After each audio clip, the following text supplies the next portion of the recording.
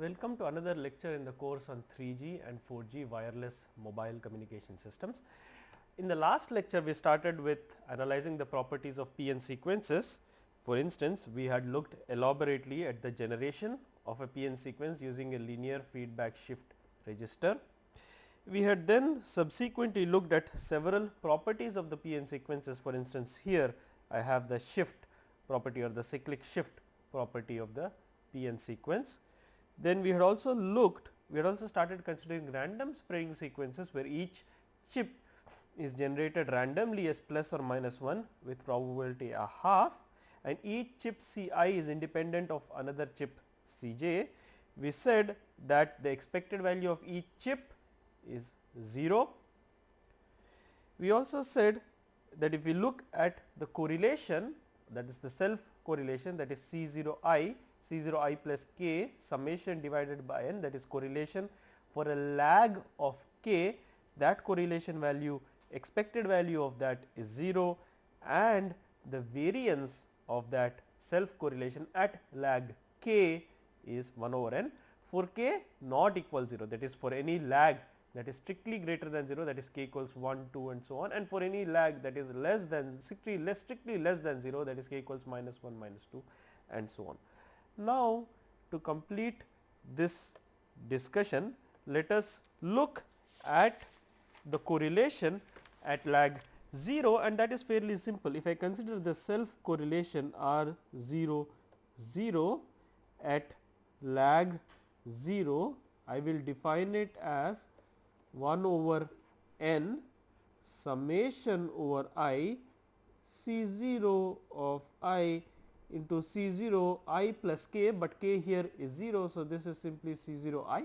In other words, this can be written as 1 over n summation over I C 0 square I. Now, remember each C 0 is I is plus or minus 1 with equal probability. In any case, C 0 square of I is always 1 because C 0 I is plus or minus 1. Hence, this is 1 over n summation of I 1, which is equal to n over n, which is 1.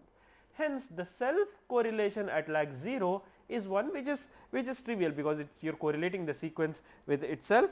Now, let me summarize the properties of the correlation of the self correlation or the auto correlation. R 0 0 of k, as we have seen, is equal to 1 if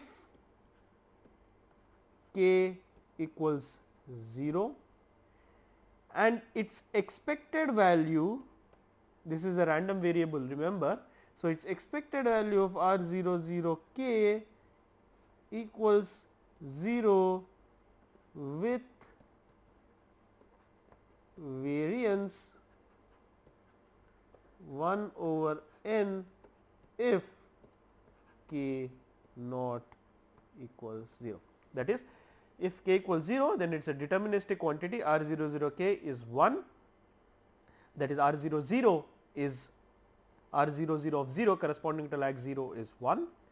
If k is not 0, then R 0 0 k is a random variable with expected value 0 and variance 1 over n or power 1 over n, as we saw earlier. Expected R 0 0 square of k equals 1 over n, that is its variance is 1 over n. Now, let us look at the cross correlation properties of two random spreading sequences. So, let us look at the cross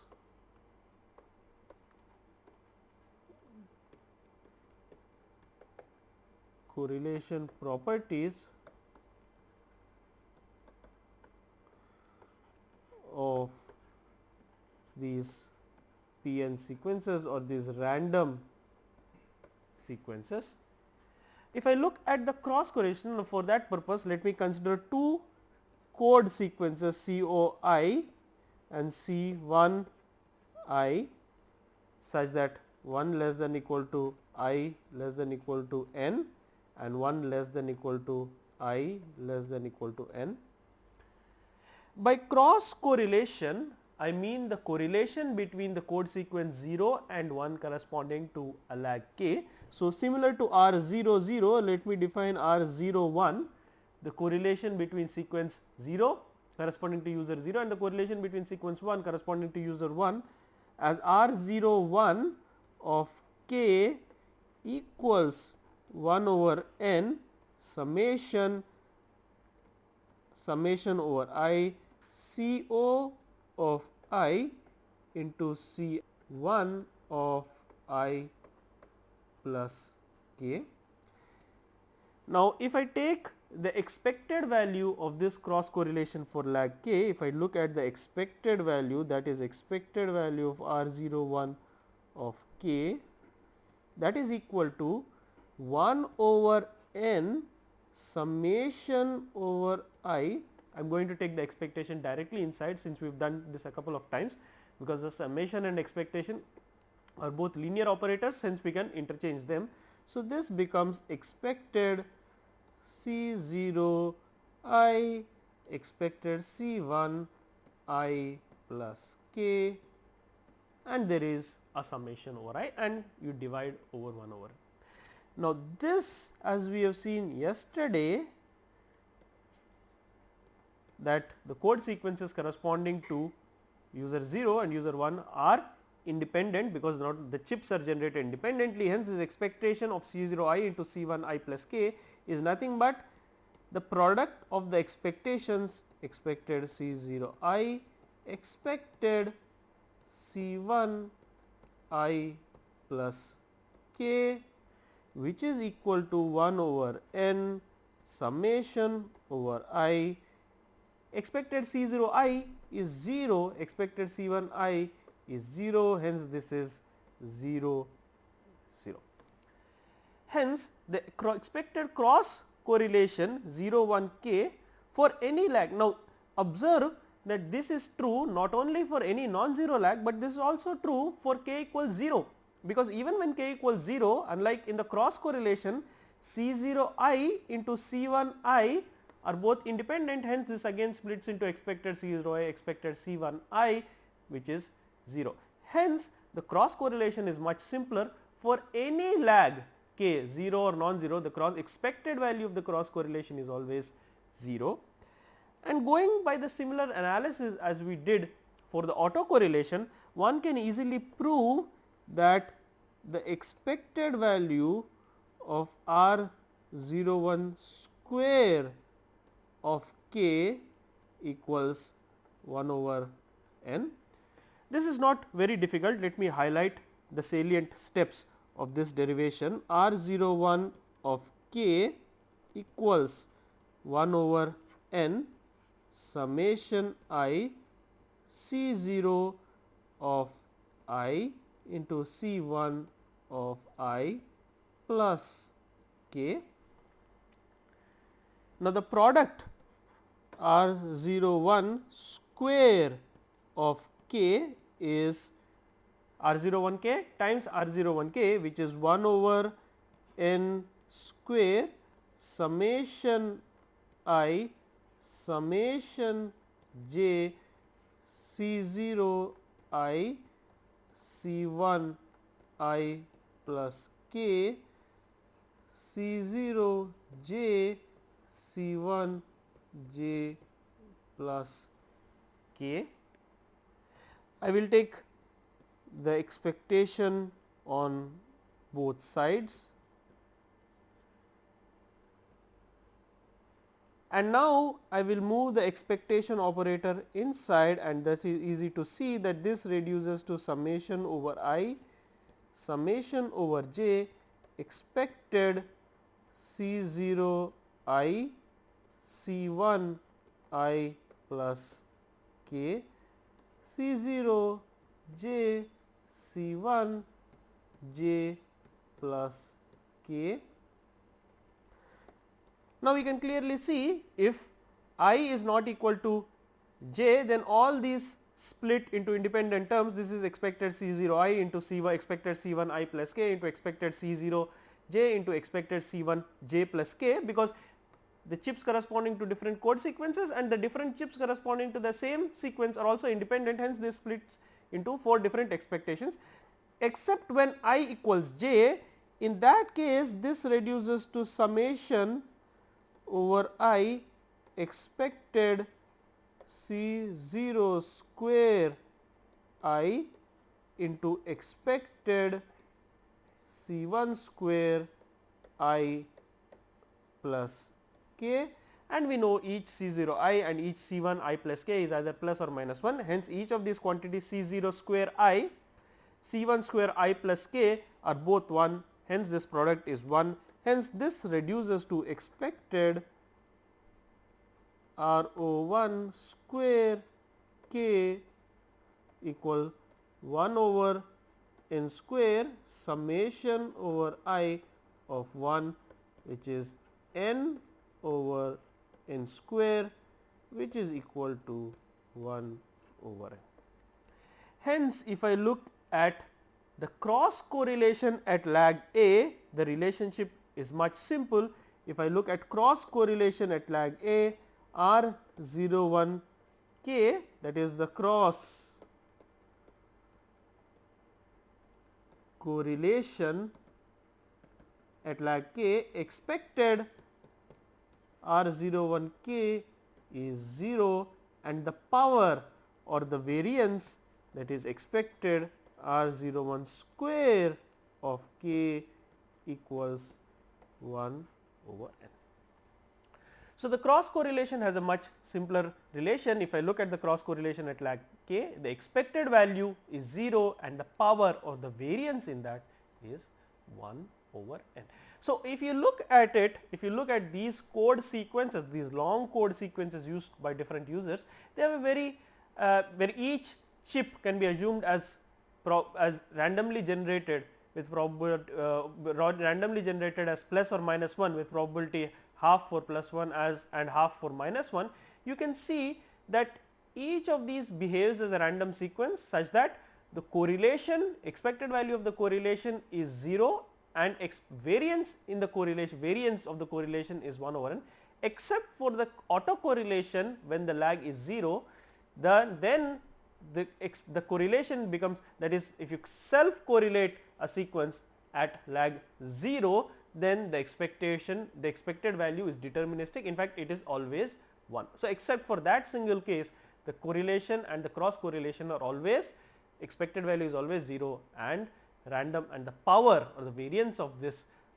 correlation is 1 over n, and that plays a big role in distinguishing these information symbols that are transmitted corresponding to the different users on in a CDMA system, because these codes, remember, are orthogonal, except, I mean, remember we started with orthogonal CDMA codes, except now we have moved from deterministic codes to random codes, and we are still saying that in the expected sense the correlation between these codes is 0. I mean, earlier we said the deterministic correlation, that is A0 transpose or C0 transpose C1 was 0. Now we are saying that does not hold in a deterministic sense, but yet in an expected sense, that is, if I look at the expected value of code 0 dot product with code 1, that is still 0, but if I look at the power, there is still a small power in the cross correlation, which is the variance, which is 1 over n, and that slowly tends to 0 as n tends to, as the sequence n becomes, as the length n becomes larger and larger, that variance tends to 0. Alright. So, this plays an important role in multi-user CDMA, which is the topic we are going to come to next. Now, how do these random codes help in code division for multiple access? That is, how do these random codes that we have seen so far help in multiple access of the different users on in a CDMA wireless communication systems? How can I multiplex the different information signals corresponding to user 0 and 1 given these random codes C0 and C1? Let us look at that. So, let us start with the main topic of this section, which is multi-user CDMA. If I go into multi-user CDMA, first let me assume, again as we did before, symbol corresponding to user 0 is A0. Similarly, symbol information symbol corresponding to user 1 is A1. So, let me write that here, symbol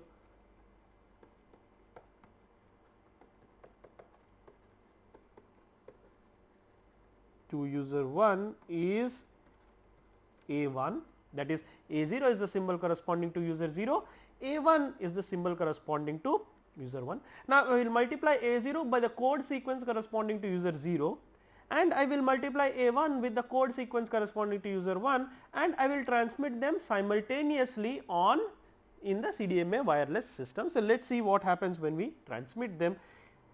Each chip yn, which is the transmitted signal, or let me in fact call this xn, because this is the transmitted signal, this is xn, is generated as A0 C0 n plus A1 C1 n. That is the nth chip of the transmitted CDMA signal. Remember, this is the transmitted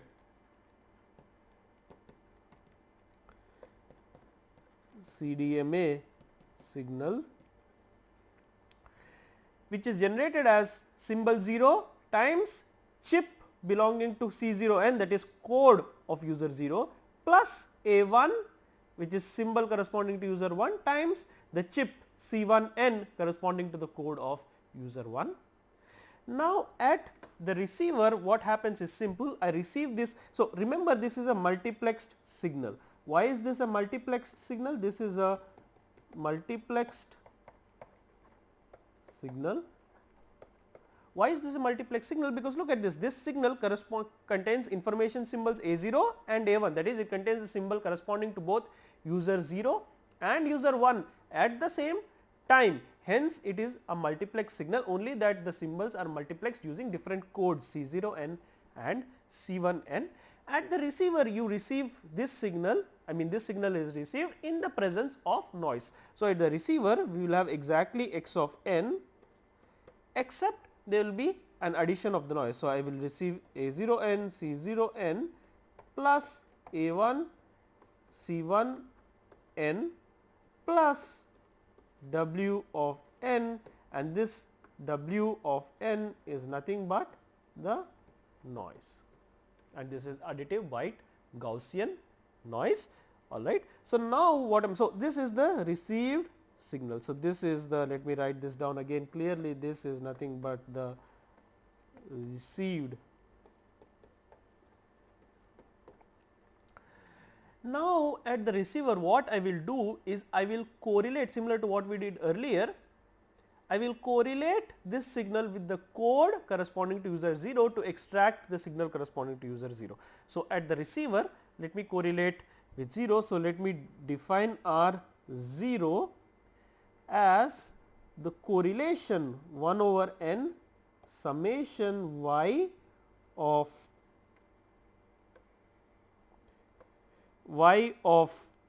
n with C0 of n summation over n. That is, I am taking y of n, correlating it with C0 of n, which is the code sequence. Remember, this is the code sequence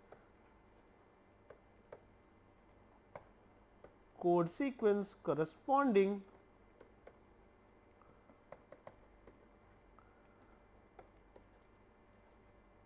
to user 0. So, I take 1 over n, y of n, c of n summation over n, this is the correlating with the code sequence corresponding to user 0.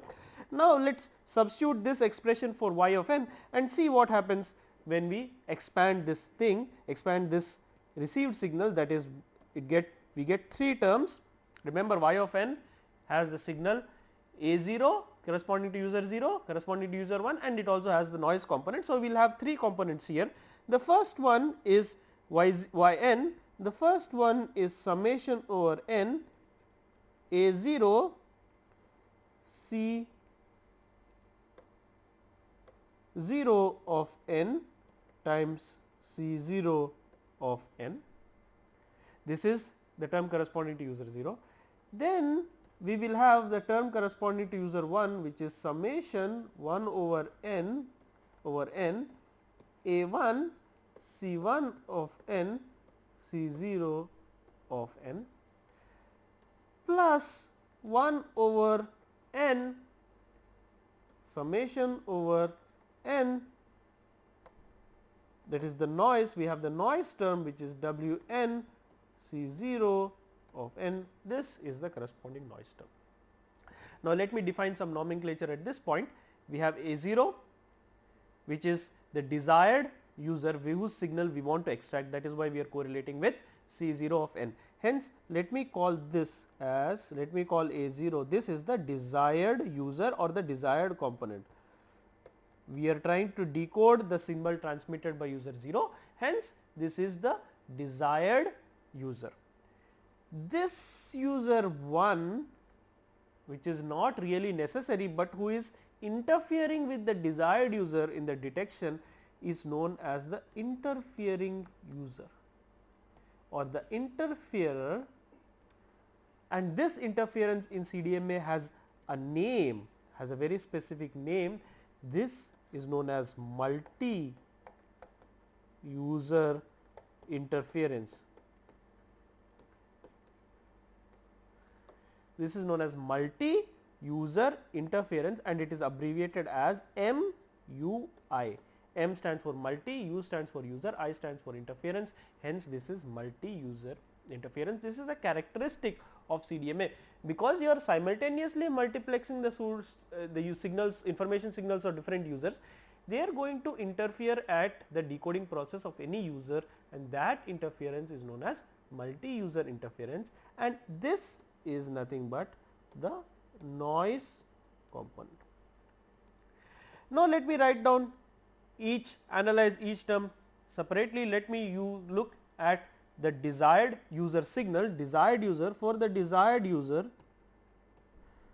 the desired user component, that is straightforward, that is 1 over n summation over n A0 C0 of n times C0 of n.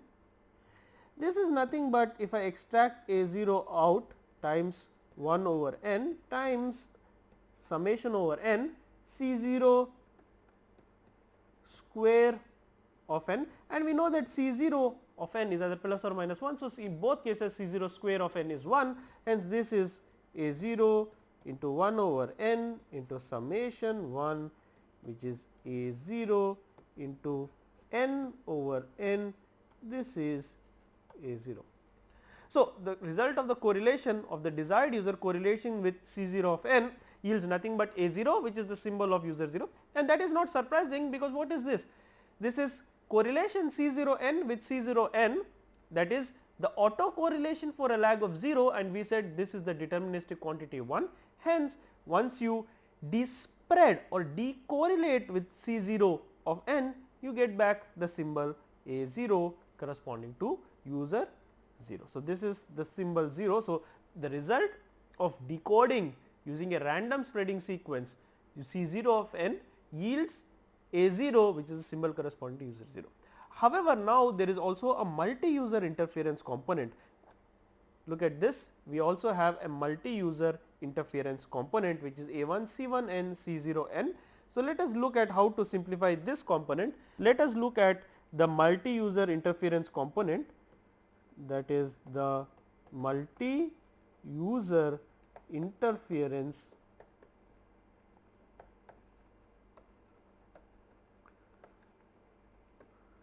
let us look at the multi-user interference component. This is given as follows. Let me call this as I1, this is interference from user 1, this is interference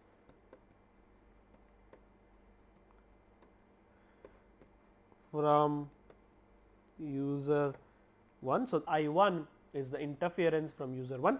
This is defined as 1 over n summation over n A1 times C1 of n times C0 of n. that is equal to 1 over, that is equal to, let me write this in a form that we are familiar with. This is A1 1 over n summation n C1 n C0 of n. Look at this, this is nothing but the cross correlation for a lag of 0, hence this is A1 times R 0 1.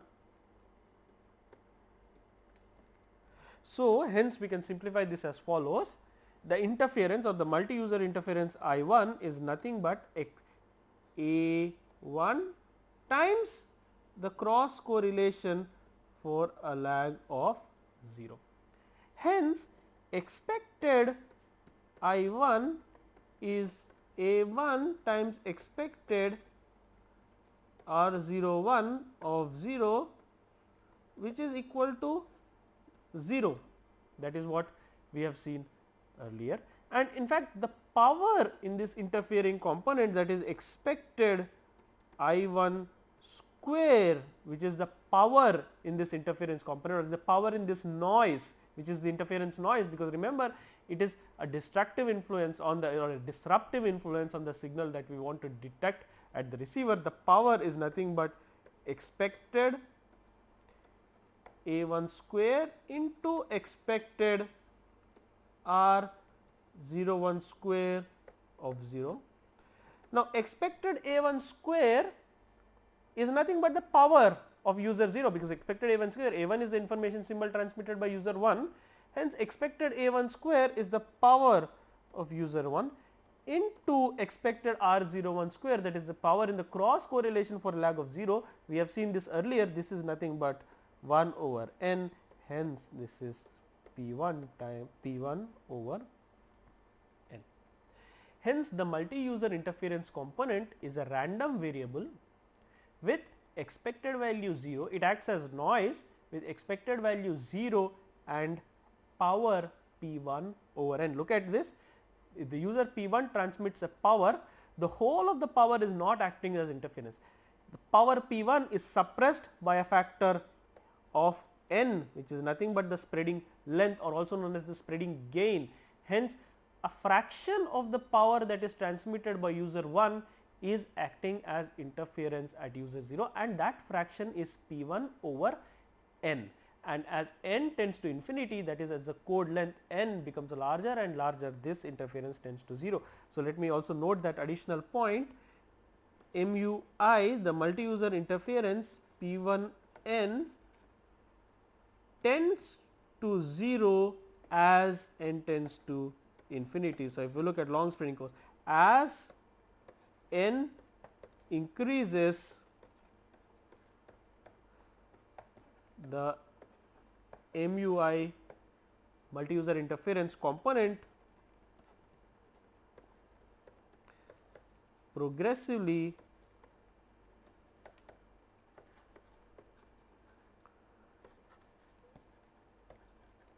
decreases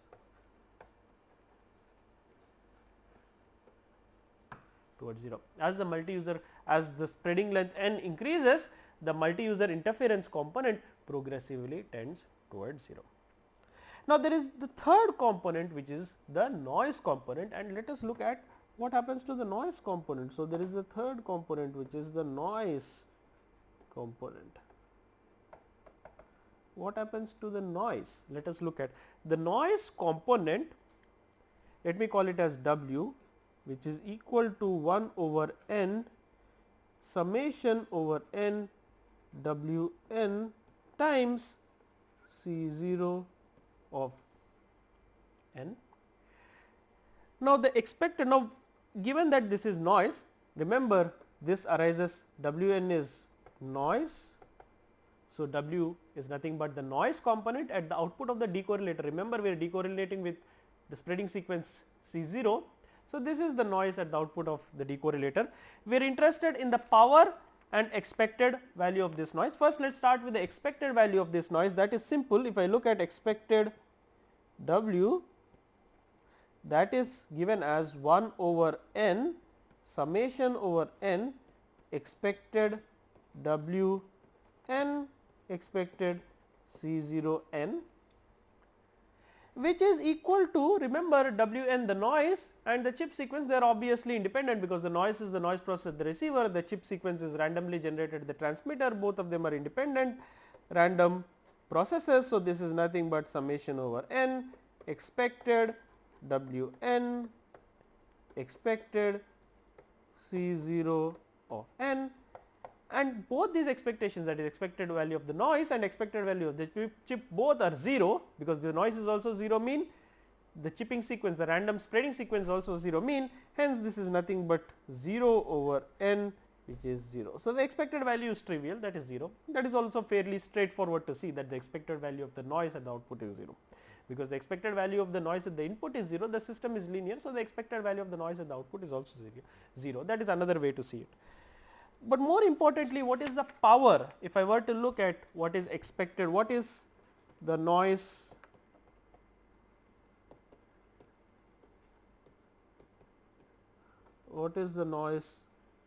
power, that is, if I were to ask what is expected W square, what is that value? Let us look at that. For that we have to look at expected, I will write W square as summation over m 1 over n summation over m W m C 0 of m, this whole thing product with 1 over n summation over n W of n C 0 of n. I can combine these two summations as W square equals 1 over n square summation m summation n W of m times W of n times C 0 of m times C 0 of n. Now, when I take the expected value of W square, if I take the expected value both on the left and the right, I will move the expected value expectation operator directly inside the summation, that is expected Wm Wn C0m C0n. Now, similar to the cross correlation between the spreading sequences, we can see that this Wm, Wn, C0m, C0n are all independent if m is not equal to n. So, if m is not equal to n, this splits into 4 expectations: expected W0m into expected Wn, expected C0m into expected C0 of n, all of which are 0, hence this is 0 if m is not equal to n. If m is equal to n, that is the only term which survives, that is n square. I am assuming now m equals n. This now splits into expected C0 square of m. Remember, m is equal to n. So, C0 m into C0 n is nothing but C0 square of m. Similarly, Wm into Wn is nothing but W square of m. Hence, and W and C0 are independent. Hence, this splits into two independent expectations: expected C0 square m into expected W square of m. Now, expected C0 square of m, C0 square of m, C0 of m is either plus or minus 1. So, in both cases this is expected, this is 1. Expected W square of m has an interesting interpretation. This is nothing but the power in the noise, because expected W square of m, it is the average value of W square, which is nothing but the average value of the square of the amplitude of the noise, which is nothing but the power of the noise. Hence, this is sigma W square. Alright, the noise is W, hence this is sigma W square. Hence, this expectation reduces to expected value of W square equals 1 over n square summation sigma summation over n sigma W square. This is nothing but n sigma W square divided by n square. This is nothing but sigma W square divided by n. This is the noise power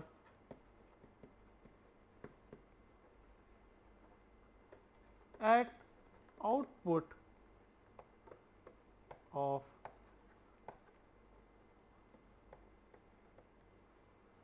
this is the noise power at the output of the decorrelator. So, you have two components. So, we have looked at this thing, we have looked at the multi-user interference component.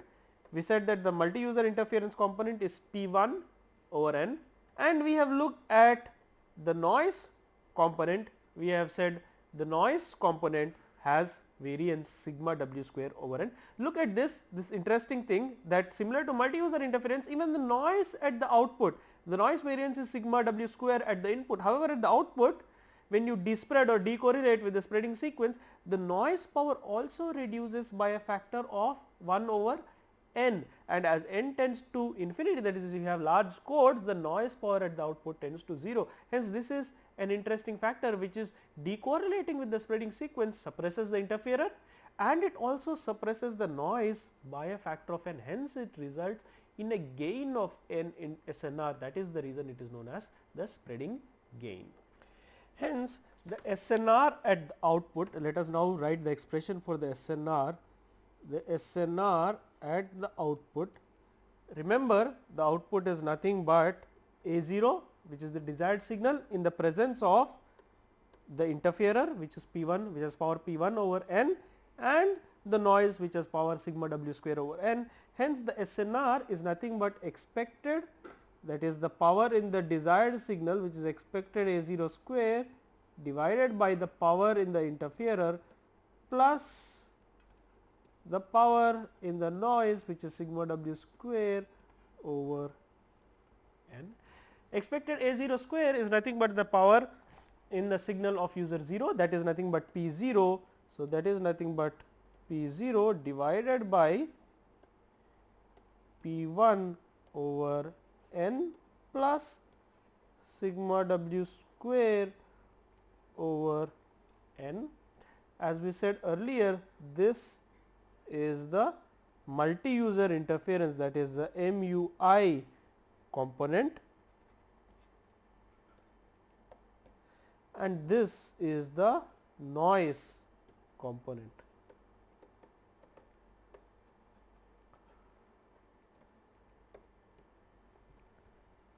And look at this, both of them are suppressed by a factor of N. Hence, the net SNR is equal to, at the output of the receiver, is equal to P0 divided by P1 plus sigma w square into N. This is the expression for the SNR, and most important point to note here is that you have a factor of N, that is your SNR, there is a factor of, there is a gain of capital N, and as the spreading length N increases, your gain, SNR gain, is increasing. This is known as the spreading gain of the system, because it arises from the spreading code, and this also has another technical name in CDMA. This is known as the processing gain. In a CDMA system, there is a gain of capital N, which is the length of the spreading sequence. This is known as either the spreading gain or the processing gain of the CDMA systems. Hence, you can transmit at a very low transmit power, because at the output of the receiver you have a gain of capital N. That is why in a CDMA systems typically you have very low transmit power. So, the idea is essentially you are transmitting over a wide bandwidth. Remember, CDMA is a spread spectrum system, except you are transmitting at a very low power. So, using a wide bandwidth and very low power. All right. So, that is the essential SNR of a CDMA system, and so let us look at the advantages of this code division for multiple access system. Let us look at the advantages. What are the advantages?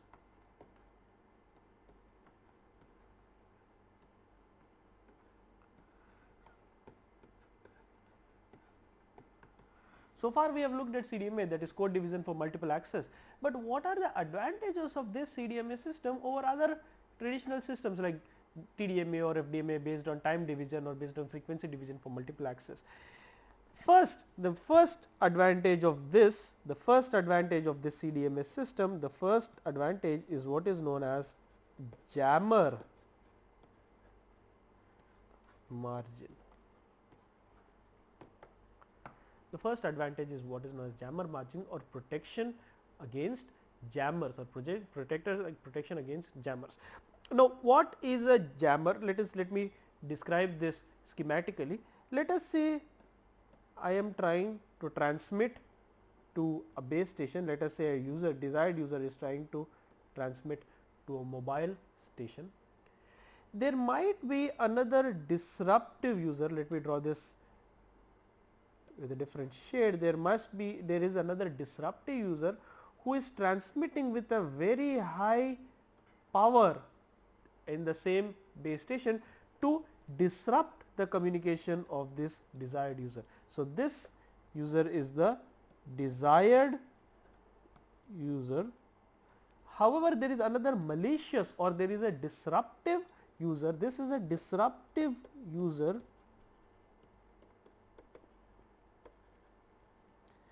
who is transmitting with a very high power so as to cause interference and block the communication. So, what is a jammer? This is a jammer essentially. So, who is a jammer? A jammer is essentially a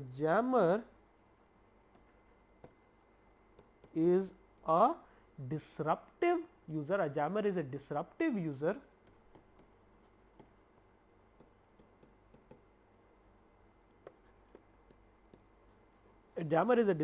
user who transmits with very high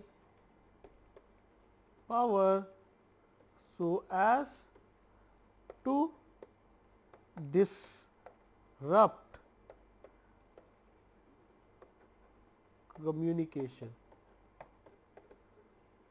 The key word here is disrupt. That is, the jammer is essentially disruptive or a malicious user who transmits with a very high power so as to cause interference, that is to cause heavy interference to your signal so as to block your communication or stall your communication. Now, so jammers are a significant problem, especially in secure communication. So, jammers are a significant problem. So, jammers are a significant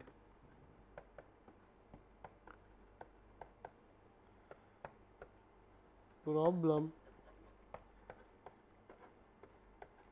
especially in secure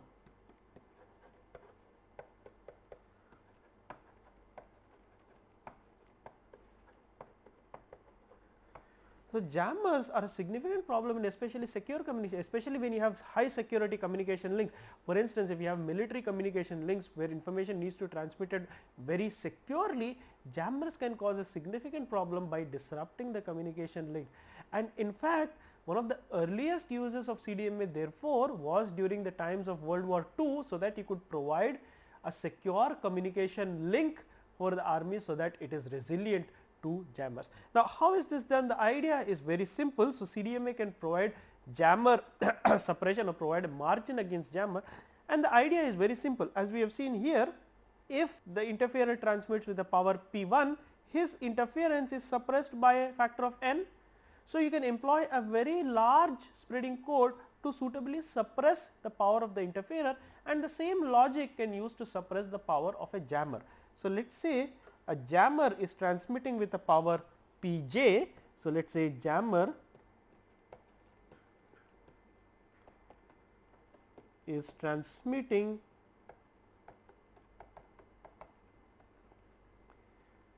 with power Pj, then the SNR, the interference, look at the interference power at receiver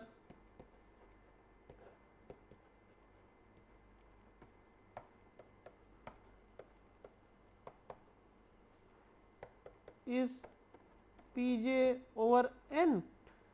So, by using CDMA, I am able to suppressing the jammer power of the jammer by a factor of n. In fact, you can employ very large spreading sequences of length 1024, 48 and so on and so forth, or even in the tens of thousands, so that this Pj over n is suppressed by 20 dB, 30 dB, 40 dB, so on and so forth. So, I can employ a suitably long spreading sequence to suppress the jammer power below a desired level. So, this results in, so employing a long spreading sequence results in jammer suppression, results in jammer suppression. Hence, my CDMA, my power at SNR at the output is nothing but, as we have seen earlier, the SNR is P0 divided by Pj over n plus sigma square W square over n.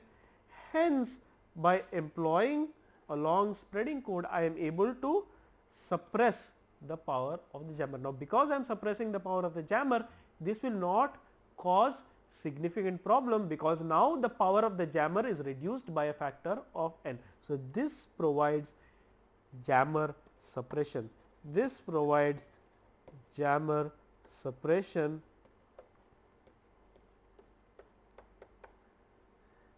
and this is also known as a jammer margin. A jammer margin is nothing but, now you have a more margin in terms of transmit power, because the jammer power is being suppressed by a factor of n. If you did not have this margin, then you have to transmit at a very high power so as to overcome the interference caused by the jammer. Now, the jammer power is being suppressed by decorrelating with the code, because remember, now each user is transmitting along a code. As long as the jammer is unaware of this code and these codes are protected very securely, then the jammer power is suppressed at the output, which means now we have more margin in terms of the transmit power. Hence, CDMA is a very key technology in secure communications, because it suppresses the malicious users who are known as jammers.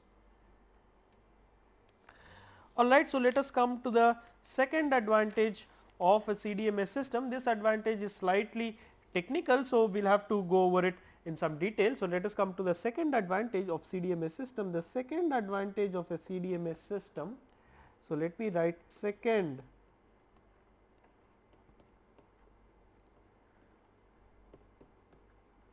advantage of CDMA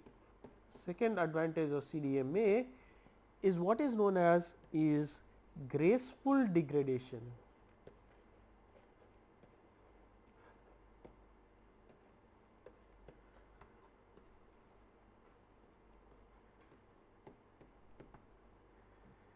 The second advantage of CDMA is also known as graceful degradation. Now, what is graceful degradation? For this, we have to build up slight amount of theory.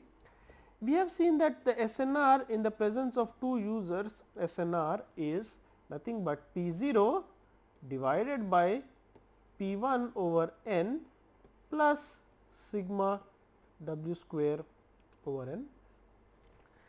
This is when I am multiplexing the signals of two users, that is the desired user is P0 and the interfering user is P1 is 1.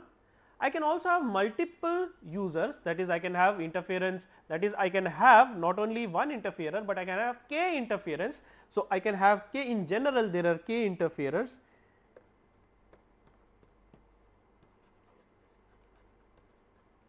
In general there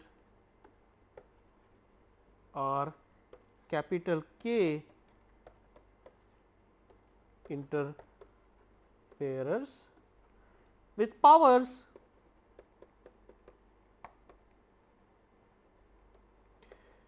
P1, P2 up to Pk. Now, in the presence of k interference, I can simply modify this expression. There will be a factor of Pi over n for each of the k users. Hence, the general expression for SNR in the presence of k interference, hence SNR, where this is the SNR in the presence of k interferers SNR in the presence of k interference is nothing but P 0 divided by the power of each interferer reduced by a factor of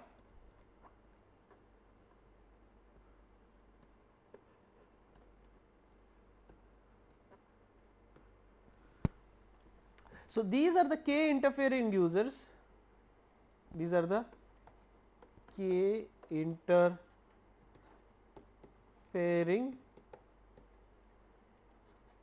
users. The power of each interfering user is suppressed by a factor of n. The power of each interferer is suppressed or attenuated by n.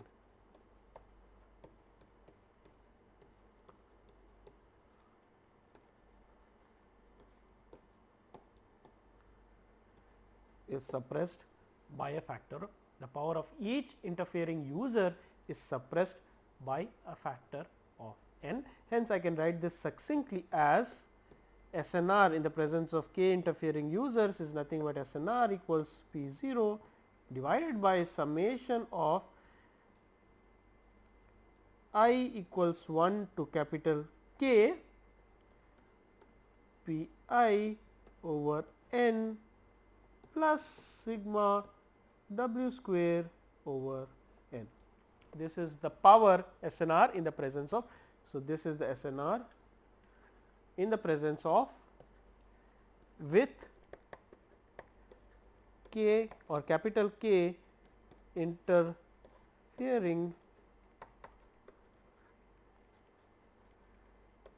users. Now, let us say there is a new interferer, there is a k plus 1th interferer who is added to the system. Consider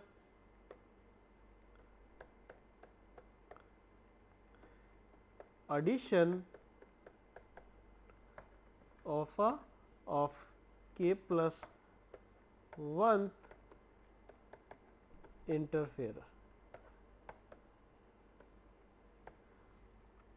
What happens when you add a k plus 1th interferer? That interferer will interfere with reside user 0, however, his power will also be suppressed by a factor of n. Hence, the new SNR or the new SNR, this is after addition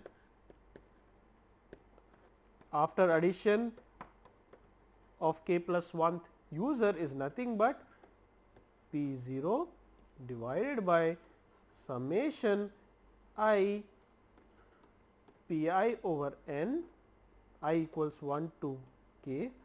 There is also a k plus 1th user whose power also adds as interference power P k plus 1 over n plus sigma w square over n. So, the newly added user, that is the k plus 1th user, causes an interference of only P k plus 1 over n at user 0.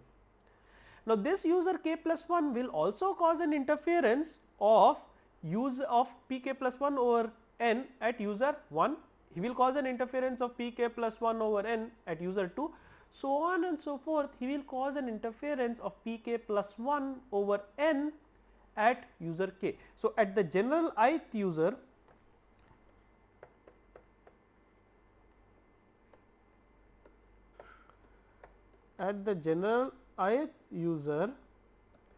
I not equals k plus 1, that is at any ith user I not equals k plus 1, interference caused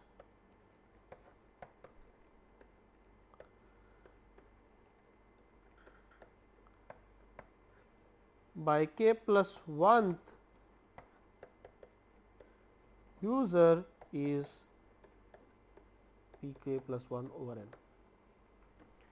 Hence, the interference caused at any ith user I equals 0, 1 up to capital K I not equals, that is I not equals k plus 1, the interference caused at each user is power P k plus 1 over n. Hence, his interference power is being equally absorbed by all the users in the system. That is, he is not causing more interference at one user and less interference at another user, rather his interference power is being equally divided amongst all existing users. This leads to what is known as graceful degradation, because the interference power is absorbed by each user equally. The performance of each user decreases a little bit symmetrically, rather causing too much interference at one user and bringing the power of that user down completely and leaving the other users unaffected. This is affecting each user by a small amount, because this is distributing the interference, hence this leads to graceful degradation compared to other existing systems before, and this is a very important property. So, because of the time I have to end this lecture at this point. We will start the next lecture again at this point and complete this point and look at other advantages of CDMA. Thank you very much.